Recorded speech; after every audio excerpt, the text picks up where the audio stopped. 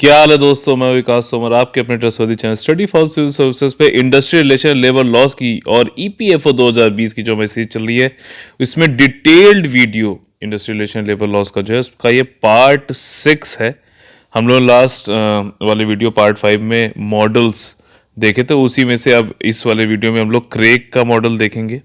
ठीक, systemic model बोलते हैं इन्हें। साथ ही साथ हम पहलू देखेंगे, इंडस्ट्रियल रिलेशन के एस्पेक्ट्स देखेंगे, सिंपल चीज़ें। और इसी से रिलेटेड एक लेस्टर, एक हमारे जो है विद्वान है, उनकी डेफिनीशन देखेंगे। ठीक, तो ये बहुत ही ज़्यादा इंपॉर्टेंट लेस्टर वाली, क्योंकि ईपीएफओ पहले वाले एग्जाम में देखा गया है कि डायरेक्टली डेफिनीशन पूछ लेता है। ठीक है, तो पार्ट 6 है, चालू करते हैं इसके लिए। और चालू करने से पहले एक जेंटल रिमाइंडर आप लोग के लिए कि 22 दिसंबर से ईपीएफओ का चालू हो रहा है नया पेड ग्रुप। आप लोग ज्वाइन कर सकते हैं 8564880530969606066089 पे कॉल करके। यूपीएससी का भी 15 दिसंबर से चालू हो चुका है, ज्वाइन करिए 2021 का पेड ग्रुप। ठीक, 21 का। तो चलिए स्टार्ट करते हैं। लास्ट जो पार्ट 5 वाला वीडियो था उसमें अगर मैंने ये कह दिया था कि डल्लप और जो ये ऑर्थर हैं और टायर बनाने वाली कंपनी जो है डल्लप वो सेम है, तो वो गलती है, उसको आप लोग सुधार कर लीजिएगा। सेम नहीं है। अगर मैंने ऐसा नहीं कहा था, मैंने सिर्फ ये कहा था कि डल्लप आपके ये जो ऑर्थर हैं और डल्लप आपने जैसे नाम सुना होगा कोई एक टायर कंपनी भी है, तो इसका मतलब यहाँ पे ये नहीं मैंने कहा है कि वो दोनों सेम है। डल्लप खाली आप लोग के दिमाग में फिगर इंटरलिंकिंग हो जाए, बट ये इंटरलिंकिंग नहीं कि both are the same, both are different things. ठीक, इन्होंने जो है इनका मॉडल फॉर इंटररिलेटेड एलिमेंट्स का है डल्लप का, जो कि इंडस्ट्री रिलेशनशिप है, उससे बात हो रही है। ठीक है, अब आगे हम लोग कौन सा आज देखेंगे? क्रेग का मॉडल देखेंगे। देखिए, ये क्रेग जो है, इन्होंने डल्लप वाले जो मॉडल है इनका क्या है? इंडस्ट्री रिलेशन मॉडल का नाम सिस्टम मॉडल। ठीक, इनका जो है इन्होंने क्या दिया कि एक एक्टर बढ़ा दिया। जैसे कि इंडस्ट्रियल रिलेशन में, इंडस्ट्री में आपका मैनेजमेंट है, आपका वर्कर है, गवर्नमेंट भी है, साथ ही साथ इन्होंने उपभोक्ता एंड यूजर को बढ़ा दिया। ठीक है, जो भी मतलब मान लीजिए टायर की कंपनी है तो उसका जेआरएफ टायर्स है, तो उसका मैनेजमेंट होगा, उसकी यूनियन होगी, गवर्नमेंट की पॉलिसीज उसके ऊपर लागू हो रही हैं। ठीक है, साथ ही साथ जो एंड यूजर है उसको भी इन्होंने ऐड किया है। क्यों? क्योंकि ये मतलब सिस्टम में ऐसे करते हैं, आपका इनपुट आ रहा है, फिगर समझते हैं, इनपुट आ रहा है, ये इंडस्ट्री है, इसमें वर्कर है, एम्प्लॉयमेंट है, ऊपर से गवर्नमेंट इसको वो कर रहा है, मैनेज कर रहा है। ठीक, ये आउटपुट है। ठीक, साथ ही साथ क्या एंड यूजर है, तो एक जो है आपका एक फीडबैक लूप भी है। ये बहुत, इसीलिए जो है इनके मॉडल को सिस्टमिक या फिर सिस्टम मॉडल कहते हैं, फीडबैक लूप भी है।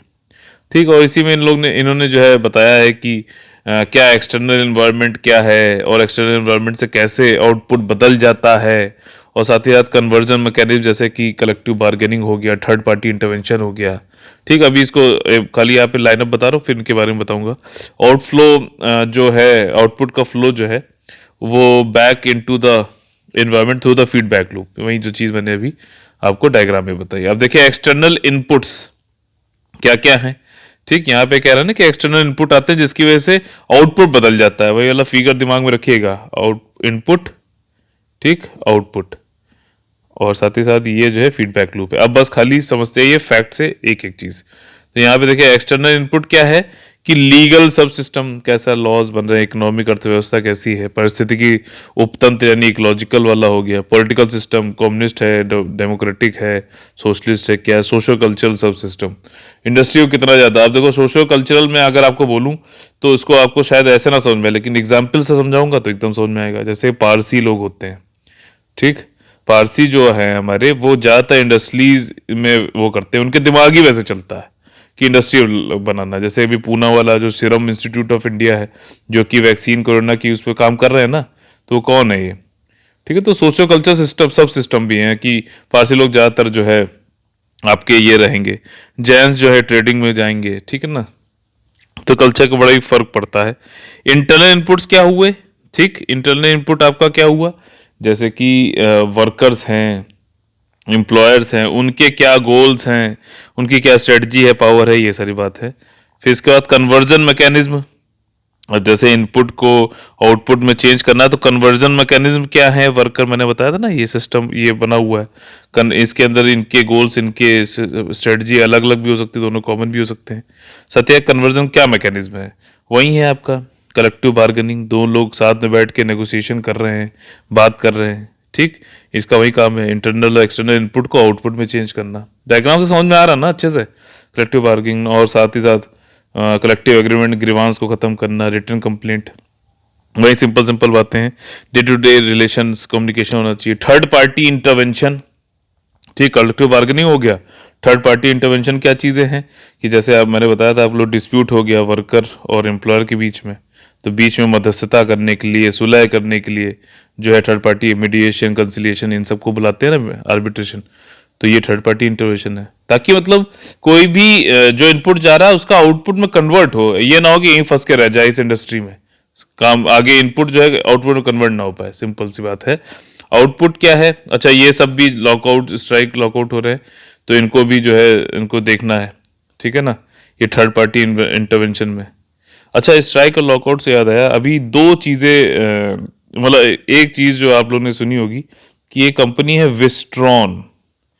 ठीक, विस्ट्रॉन आपका ये बेंगलुरु में है और ये कोलार डिस्ट्रिक्ट में, सॉरी।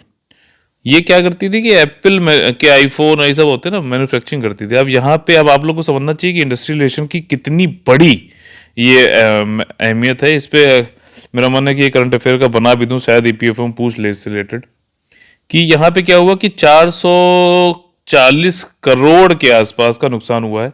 यहाँ पे कई जो लोग थे जिन्होंने आके वेंडलाइज किया, तोड़फोड़ मचाया, जो ये सब उनके लेबर ही थे, जो वहां पे वर्क करते थे वही लोग थे। ठीक, एम्प्लॉयज थे, वर्कर्स थे। ठीक, उन्होंने तोड़फोड़ क्यों मचाई? क्योंकि 7 से 8 महीने से उन लोग को सैलरी नहीं दी जा रही थी। समझना बात। अब क्या बीच में मध्यस्थता नहीं हो सकती थी? क्या गवर्नमेंट इंटरफेयर नहीं कर सकती थी आके? क्यों ऐसा हुआ? इस यही सब चीजें इंडस्ट्रियल रिलेशन में हम लोग पढ़ रहे हैं। इसको थ्योरी मत समझो, ये थ्योरी प्रैक्टिकल में उतर जाए तो आप लोग को, अगर आप एग्जाम्पल समझोगे तो आपको एकदम चीजें समझ में आएंगी। अब इस केस स्टडी को आप लोग पढ़ना और फिर जितनी चीजें मैं यहाँ पे आप लोग को बता रहा हूँ उसको रिलेट करने की कोशिश करना, फिर आपको समझ में आएगा कितना ज्यादा जरूरी है। अब यहाँ पे 7-8 महीने की सैलरी अगर इन लोग को दे दी जाती तो ये मेरे ख्याल से 1 करोड़ 2 करोड़ से भी ज्यादा नहीं होता, लेकिन अब नहीं किया, एज अ टिपिंग पॉइंट आ गया, जिससे ये हुआ कि इन लोगों ने मतलब जो है काफी कुछ नुकसान, मतलब देख रहे हो 440 करोड़ का नुकसान हो गया। अब ऐसा ही सिर्फ एक इंडस्ट्री में हुआ, समझना। 440 करोड़ क्या कोई कम वो है क्या? आप खुद सोचो। ठीक, गवर्नमेंट अभी थोड़े दिन पहले जो है उसने निकाला था कि हम 1500 कुछ करोड़ दे रहे हैं और उससे 60 से 70 लाख इंप्लॉयज को फायदा होगा, वर्कर्स को फायदा होगा। समझो आप खुद, ये गवर्नमेंट का फिगर है। 440 एक इंडस्ट्री में नुकसान बताया जा रहा है। अगर इंडिया की हर इंडस्ट्री में इसी तरीके से काम होने लगे तो इंडिया की इकोनॉमी पे क्या इफेक्ट पड़ेगा आपको पता है ना? आप सोच सकते हो मतलब कहाँ पहुंच जाएंगे। इसीलिए इंडस्ट्रियल रिलेशंस जो ये बात हो रही, जो आप लोग को थ्योरी लग रही होगी और जिसको जो है आप लोग को ये लग रहा है कि ज़्यादा रेलेवेंट नहीं है, पहले बहुत ज़्यादा रेलेवेंट है। सिर्फ यहाँ पे अर्थव्यवस्था और सोशल के हिसाब से ही नहीं, एग्जाम में भी ईपीएफओ के इससे पिछली बार 17-18 क्वेश्चन आए थे। ठीक, जो कि बहुत ज्यादा है अकाउंटेंसी से, इसीलिए मैं सबसे पहले इस पे फोकस कर रहा हूँ, डिटेल में करा रहा हूँ।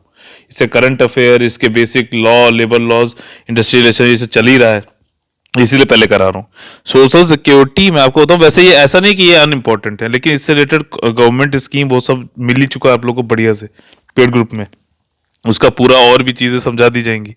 लेकिन इंडस्ट्रियल रिलेशन जो है इन आप सोशल सिक्योरिटी अकाउंटेंसी में मिला भी दो ना, उससे ही बहुत ज्यादा है, डबल है एक्चुअली। ठीक, तो अब एक एग्जाम्पल समझा, अब इसको आगे हम लोग पढ़ते हैं।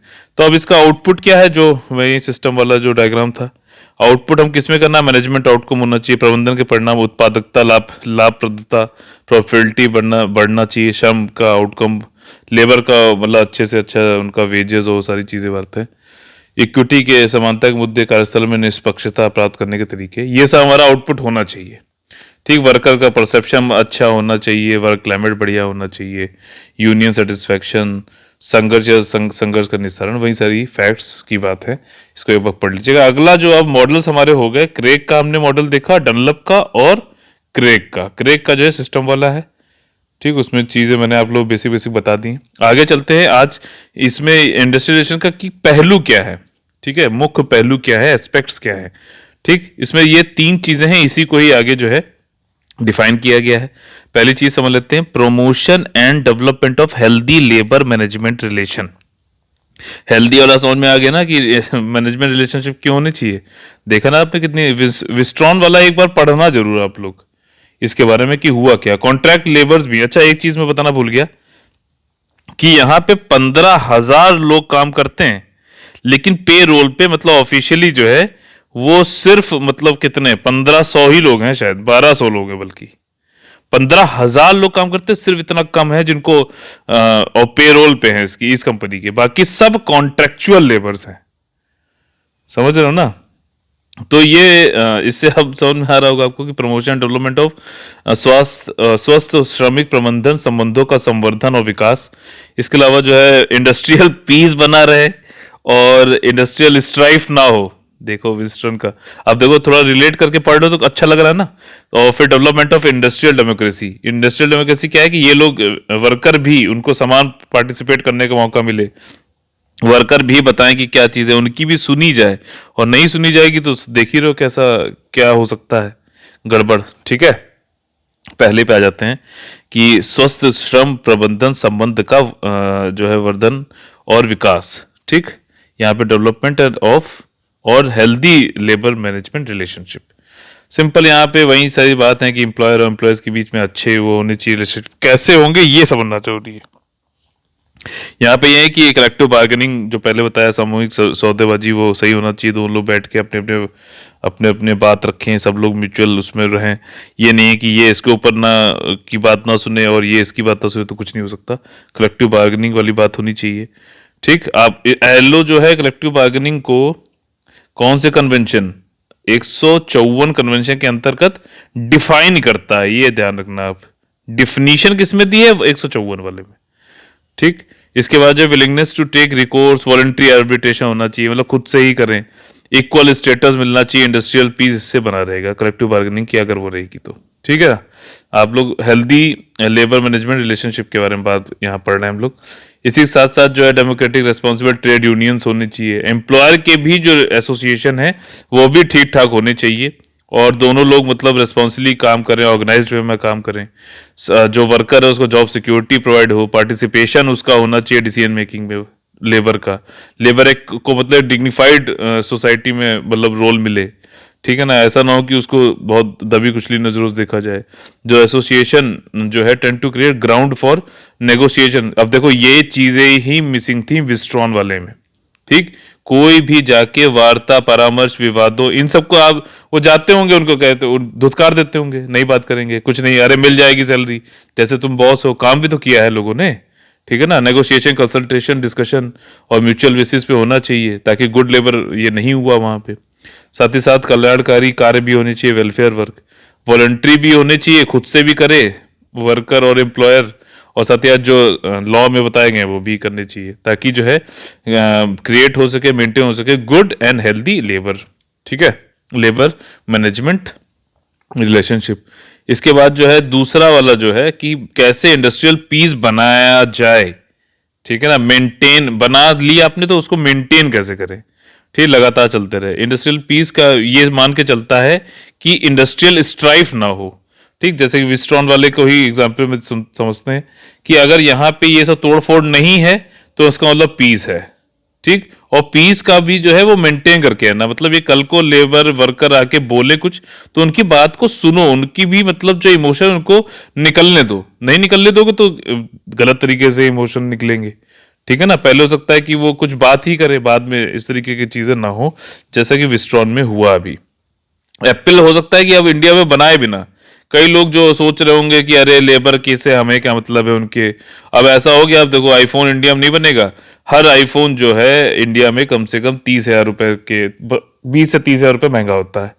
ठीक, तो अब महंगी चीजें आप खरीदेंगे। बहुत अहमियत है लेबर्स की, इसको ध्यान में रखना चाहिए। ठीक है ना, उनको ये नहीं है कि वो काम करते हैं हम पैसा देते हैं तो वो हमारे जो है हमारे लिए कम्युनिटी है, यही सब चीजें बताई जा रही। ठीक, और ये पीस जो है स्टेब्लिश हो सकती तभी जब उनके लेबर्स के अधिकार और उनके विशेष अधिकारों का जो है हम ध्यान में रखें। साथ ही साथ हम लोग को जो वही चीज़ है by partite try partite consultation machinery होनी चाहिए, मतलब वर्कर और एम्प्लॉयर बैठ के बात कर सकें, या फिर बीच में कोई गवर्नमेंट का इंस्टीट्यूशन या कंसिलिएटर या फिर मीडिएटर आ जाए उससे बात कर सके। तो ये मशीनरी भी होनी चाहिए ताकि रिजॉल्व हो सके डिस्प्यूट। अच्छा, अब यहाँ पे एक क्वेश्चन पूछ लेता हूँ क्योंकि लेबर लॉज में आप लोग बता चुका हूँ कि डिस्प्यूट जो है उनको रिजॉल्व करने के लिए कौन सा एक्ट है हमारे इंडिया में, ठीक है, आप लोग को बताना है। साथ ही साथ जो है इसमें ये बताया क्या है कि रिजॉल्व करना डिस्प्यूट का कि मशीनरी होनी चाहिए प्रिवेंशन एंड सेटलमेंट, और कैसे लॉज और एडमिनिस्ट्रेटिव वही गवर्नमेंट के कोई एडमिनिस्ट्रेशन का प्रशासन का बंदा होना चाहिए जो बैठ के कंसिलिएशन ये सारी चीजें करे। ठीक, अब जो बाई पार्टाइट और ट्राई पार्टाइट फोरम आपने बनाए हैं for the settlement of dispute, उनको बनाओ। साथ ही साथ कुछ कोड्स मॉडल स्टैंडिंग ऑर्डर्स। अच्छा, स्टैंडिंग ऑर्डर आप तो डिफाइन आप लोग कर ही सकते हो ना कमेंट में। मैंने पहले भी आप लोग को बेसिक क्विक रिवीजन सीरीज में भी बताया था और फिर करंट अफेयर में भी बताया था जो लेबर कोड वाला है कि स्टैंडिंग ऑर्डर क्या होता है, कई बार बता चुका हूँ। आज आप लोगों को कमेंट करके बताना चाहिए, ठीक। और प्रोसीजर बनाओ ताकि जो है डिस्प्यूट का रिजोल्यूशन हो सके। इसके बाद यहाँ पे कहा गया अप्रोप्रिएट गवर्नमेंट, यानी कि सेंटर पे स्टेट पर इन सबके पास ये मतलब पावर अधिकार शक्ति होनी चाहिए कि डिस्प्यूट को जो है एडजुडिकेशन आर्बिट्रेशन यानी कि अधिनिर्णय या फिर मध्यस्थता के द्वारा जो है विवादों को सॉल्व किया जाए, रिजॉल्व किया जाए, खत्म किया जाए, ताकि क्योंकि ये जरूरी है आपके इंडस्ट्री के इंटरेस्ट में, नहीं तो विस्ट्रॉन हो जाएगा, ठीक। और उसके बाद जो है गवर्नमेंट जो है किसी भी ग्रुप को मतलब ऐसा नहीं कि रोके, ताकि मतलब government must not allow any group in the industry to stop production को स्टॉप नहीं होने देना। गवर्नमेंट को ये चीज इंश्योर करनी चाहिए कि भाई प्रोडक्शन ना रुके। अगर और किसकी वजह से ना रुके? स्ट्राइक की वजह से। स्ट्राइक कौन करता है? इंप्लॉयज करते हैं। लॉकआउट कौन करता है? ताला लगा देगा कौन? आपका एम्प्लॉयर यानी कि नियोक्ता। तो गवर्नमेंट को ये इंश्योर करनी चाहिए चीज, गवर्नमेंट का एक मतलब ड्यूटी टाइप से है, ठीक है। इसके बाद जो है आपका इम्प्लीमेंटेशन सेल्स होते हैं या फिर आप इसको बोल सकते हैं कार्यान्वयन प्रकोष्ठों और मूल्यांकन समिति, मतलब जो इवैल्यूएशन कर रहे हैं, इन दोनों के लिए यहाँ पे बताया गया है कि कमिटी का गठन होना चाहिए जिनके पास ये पावर्स हों कि वो इम्प्लीमेंट कर सकें जो भी एग्रीमेंट, सेटलमेंट, अवार्ड। भाई कलेक्टिव बार्गेनिंग हो रही है, अब वहां पे मान लीजिए कुछ एग्रीमेंट समझौते हुए, कुछ सेटलमेंट हुए, कुछ अवार्ड बनाए गए, तो उनको इम्प्लीमेंट भी तो कराओ ना, लगातार करना होगा तभी तो मेंटेन हो पाएगा ना पीस, इंडस्ट्रियल पीस। तो हमें इम्प्लीमेंटेशन सेल और इवैल्यूएशन कमेटी भी होनी चाहिए कि वो ये देखे कि ये इम्प्लीमेंट हो रहे हैं, साथ ही साथ ये भी देखें कि जहां क्या वॉल्यूशन हो रहा है आपके सांविधिक या फिर वैधानिक प्रोविजंस का, ठीक है ना, लेबर लॉस का, ये दोनों चीज ये रहेंगे तो ये देख रेख करते रहेंगे इसका, ठीक है। साथ ही साथ तीसरे पॉइंट पे आ गए हम एस्पेक्ट में कि डेवलपमेंट ऑफ इंडस्ट्रियल डेमोक्रेसी, औद्योगिक लोकतंत्र। अब इसमें यही सिंपल चीजें हैं कि आपका जो है उनको पार्टिसिपेशन, हर डिसीजन मेकिंग में उनका अधिकार होना चाहिए, उनका मतलब is that the labour must have the right to associate, वही यूनियन बना सकते हो, और विद द मैनेजमेंट, ठीक, इन रनिंग द इंडस्ट्री चलाने के लिए उनका भी समान अधिकार होना चाहिए। नहीं होना चाहिए कि सिर्फ हम पैसा दे रहे हो तो वो डिसीजन सिर्फ एम्प्लॉयर्स ले, ऐसा नहीं होना चाहिए, ठीक है। और फॉलोइंग टेक्निक्स आर, अच्छा कौन कौन सी टेक्निक यूज करी जाती हैं? अब ये क्वेश्चन ये वाला ऊपर आपको पढ़ के क्या कुछ याद आ रहा है? Shop council, joint management council, shop council पढ़ के कुछ याद आया है? यहाँ पे क्या बात हो रही है? इंडस्ट्रियल डेमोक्रेसी की बात हो रही है। 2017 में ये क्वेश्चन आ चुका है इससे रिलेटेड, इसीलिए कह रहा हूं जो भी चीजें हैं ये बहुत इंपॉर्टेंट हैं आपकी, ठीक। बीच से पूछ लेगा और आप लोग ने अगर ये कॉन्सेप्ट नहीं समझा होगा तो आप वहां पे आंसर नहीं दे पाओगे। यूपीएससी यही खेल जाता है, ठीक है ना। तो शॉप काउंसिल और जॉइंट मैनेजमेंट काउंसिल इनका क्या, इनको क्यों एस्टेब्लिश करना है? ताकि फ्लोर पे, प्लांट लेवल पे improve, working living condition improve हो सके। और साथ ही साथ जो है कैसे इंप्रूव होएगा? म्यूचुअल कंसल्टेशन, अंडरस्टैंडिंग, ठीक। तो इसके लिए शॉप काउंसिल और ये आपका संयुक्त प्रबंधन परिषदों का गठन किया जाता है, स्थापना की जाती है, ठीक। इंडस्ट्रियल डेमोक्रेसी के लिए ध्यान रखना, याद रहेगा ना ये, जैसे मैं बता रहा हूं आप लोग को। इसके बाद it will create necessary climate, ये मतलब ऐसा क्लाइमेट बना देंगे कि इंडस्ट्रियल डेमोक्रेसी बन सके। ये एक तरीके की टेक्निक्स हैं, ठीक है। इससे क्या होगा, आपका क्या दूसरी चीज क्या है कि लेबर प्रोडक्टिविटी को बढ़ाओ थ्रू वेरियस मींस, ठीक है, डेमोक्रेसी बढ़ाने के लिए आपका दूसरी टेक्निक है। बाद में क्या है, recognising the labour not as, वही चीज है कि लेबर को कम्युनिटी में समझो बल्कि एक वो ह्यूमन बीइंग है, ठीक। मतलब अगर आपके मन में ये है कि ये लेबर तो जो है हमारे लिए एक वस्तु की तरीके से है, तो क्या आप इंडस्ट्रियल डेमोक्रेसी यानी कि लेबर को कभी चाहोगे कि हमारे साथ बैठे, हम भी कोई डिसीजन ले रहे हैं तो वो भी लेबर से ही पूछें अच्छा बताओ ये ठीक है कि नहीं? नहीं कर पाओगे ना। दिमाग में आपके क्या चल रहा है कि कम्युनिटी है लेबर तो, और जब वो कम्युनिटी एक ह्यूमन बीइंग की तरह नहीं सोचोगे तो आप उसके लिए उसको कैसे बैठाओगे अपने साथ? नहीं बैठा पाओगे, नहीं पूछ पाओगे, तो इंडस्ट्रियल डेमोक्रेसी खत्म है, ठीक। लेबर के को मतलब सेल्फ रेस्पेक्ट भी उसको लगना चाहिए, ठीक। और साथ ही साथ अंडरस्टैंडिंग उसको ये भी जताना चाहिए कि उसका रोल आखिर क्या है इंडस्ट्री में, ठीक। ये लेस्टर की मतलब मजा आ गया इसकी डेफिनेशन पढ़ के, क्या इसने मतलब समावेश किया है इस पूरा जो है एस्पेक्ट्स को बहुत अच्छे से समझे। मुझे मतलब ये लगता है कि इस टाइप की डेफिनेशन अगर पूछे तो आपको लेस्टर का नाम जरूर याद रहेगा, इतनी अच्छी उसने डेफिनेशन दी है। बताता हूँ अभी जो आपका इंडस्ट्रियल डेमोक्रेसी में चौथी चीज क्या बताई कि मटेरियल और सोशल एनवायरनमेंट जो है जिसके थ्रू वर्कर को एडजस्ट करना है फिर अडॉप्ट करना है, वो भी उसके पास अवेलेबल होना चाहिए, ठीक है ना। ये चीज ऐसा नहीं होना चाहिए कि वो जिस इंडस्ट्री में काम जा रहा है काम करने जा रहा है तो वहां पे उसको जो भी चीजें मिल रही हैं रहने की, उसको जो है वर्किंग ऑक्यूपेशनल के लिए जो भी चीजें हैं वो अच्छे से मिलनी चाहिए, उसको बताना चाहिए सेफ्टी फीचर्स हैं कि नहीं है, ठीक। वर्किंग आवर्स कितने हैं ये सब बताओगे तभी तो एडजस्ट कर पाएगा वो, नहीं तो वो काम ही नहीं करेगा ढंग से। अच्छा, लेस्टर डेफिनेशन पे आते हैं, बहुत ज्यादा इंपॉर्टेंट है। ये क्या कह रहे हैं, एक एक शब्द इसका बहुत ज्यादा अच्छा लगा मुझे। इंडस्ट्रियल रिलेशन इन्वॉल्व करता है अटेम्प्ट या करने का कि भाई अराइव हो सोल्यूशन पर, ठीक है ना। औद्योगिक संबंधों में परस्पर विरोधी उद्देश्य यानी कॉन्फ्लिक्टिंग ऑब्जेक्टिव और मूल्यों के बीच समाधान और सामंजस्य पर पहुंचने का प्रयास करता है, ठीक। सोल्यूशन निकालने का किसके बीच में, कॉन्फ्लिक्टिव ऑब्जेक्टिव एंड वैल्यूज, ठीक। मतलब जो उद्देश्य हैं एम्प्लॉयर के वर्कर के वो अलग अलग हैं, जो उनके दोनों के मूल्य हैं वो अलग अलग हैं। एम्प्लॉयर सोचता है प्रॉफिट का और वर्कर सोचता है अपने दिनचर्या लिविंग अच्छी एक डिग्निफाइड लाइफ जीने का, ठीक। तो दोनों इंडस्ट्रियलाइजेशन क्या करना चाह रहा है, एक सोल्यूशन निकालना चाह रहा है इन सब के बीच में, ठीक। कॉन्फ्लिक्टिंग उद्देश्य भी है और वैल्यूज भी हैं। बिटवीन प्रॉफिट मोटिव और सोशल गेन वर्कर का प्रॉफिट मोटिव ऑफ ये, ठीक। Between discipline and freedom, employer इसको डिसिप्लिन समझाने की सोचता है, वर्कर जो है एम्प्लॉयर से थोड़ा फ्रीडम की चाहता है। ऐसा ना हो कि अगर हम फ्रीडम नहीं चाहेगा तो एम्प्लॉयर तो उठा के इसको जो है कहेगा तुम 24 घंटे में 20 घंटे काम करो, है ना। तो साथ ही साथ इंडस्ट्रियलाइजेशन क्या सोल्यूशन ढूंढता है, आपका अथॉरिटी और इंडस्ट्रियल डेमोक्रेसी में एम्प्लॉयर यानी नियोक्ता जो अथॉरिटी करने की कोशिश करता है कि हाँ हम बॉस हैं, और वर्कर जो है इंडस्ट्रियल डेमोक्रेसी मतलब हमें भी आप सहभागिता दो, पार्टिसिपेट करने दो डिसीजन मेकिंग में। समझ में दो कितनी अच्छी इसने बनाई है डेफिनेशन।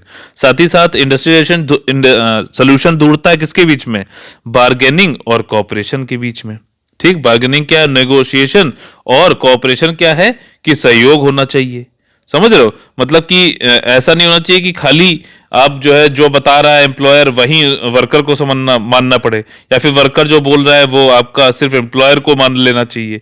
वर्कर जो है ट्रेड यूनियन में आ गया और अपनी दादागिरी कर रहा है, ऐसा नहीं। दोनों के बीच में नेगोशिएशन भी होना चाहिए और सहयोग भी होना चाहिए, ठीक है ना, तभी तो चलेगा। ये सोल्यूशन कौन ढूंढ रहा है, इंडस्ट्रियल रिलेशंस के थ्रू ढूंढ रहे हो, जो कि हम ऐसे जिसको पढ़ रहे हैं। साथ ही साथ conflicting interest of the individual groups and community, मतलब कि कई सारे ग्रुप, अब इंडिविजुअल की बात हो रही है, कॉन्फ्लिक्टिव इंटरेस्ट है, मतलब कि ट्रेड यूनियन का जो लीडर है उसका हो सकता है वर्कर से कुछ अलग इंटरेस्ट हो, उसके कुछ पॉलिटिकल मोटिव हो कि भाई मैं पहले वर्कर था, मान लीजिए वर्कर था, फिर उसके एक अलग इंटरेस्ट है कि मुझे अच्छी वेज मिले, अच्छे वर्किंग कंडीशन मिले, अच्छे सेफ्टी मिले। फिर वो ट्रेड यूनियन का लीडर बन गया, उसको लग रहा है कि यार अब मैं जो भी बोलूं वो वर्कर्स माने, या फिर मैं ट्रेड यूनियन का लीडर हूं, अब मैं जो है एम्प्लॉयर्स को डरा डरा धमका सकता हूं, या फिर मैं किसी पॉलिटिकल पार्टी मुझे एमएलए का टिकट मिल सकता है। समझ रहे हो, तो इन सबके जो है अलग अलग इंडिविजुअल ग्रुप कम्युनिटी के अलग अलग जो है इंटरेस्ट होते हैं, वो आपस में हो सकता है मैच भी ना करें। तो इसीलिए जो इंडस्ट्रियल रिलेशन है कि सबको जो है उसका भी सोल्यूशन ढूंढा जाए। तो ये लेस्टर ने बड़ी अच्छी डेफिनेशन, इसकी जरूर याद रहेगी आप लोग को। अब यहाँ पे अगले वीडियो में हम लोग क्या पढ़ेंगे कि 3 जो मेन पार्टिसिपेंट्स हैं इंडस्ट्रियल यूनिट में। अब जैसे आप लोग ने पढ़ाई है कि भाई लेबर और मैनेजमेंट, एम्प्लॉयर और आपका वर्कर, नियोक्ता और कर्मचारी, ये तो पढ़ाई, लेकिन साथ ही साथ आप लोग को पता होना चाहिए, वैसे मालूम ही है इनडायरेक्टली डायरेक्टली मैंने पहले बोला था, बट यहाँ पे तीसरा मेन पार्टिसिपेंट इंडस्ट्रियल यूनिट में कौन होता है? गवर्नमेंट भी होता है। ठीक, तो इसी से हम लोग अपना पार्ट 7 चालू करेंगे। तब के लिए जय हिंद जय भारत। 22 दिसंबर से हमारा जो है नया पेड ग्रुप ईपीएफओ को चालू हो रहा है, आप लोग ज्वाइन कर सकते हैं। 96960660 पे कॉल करके, और दूसरा नंबर है 8564880530। ठीक, जय हिंद जय Bharat, all the very best है।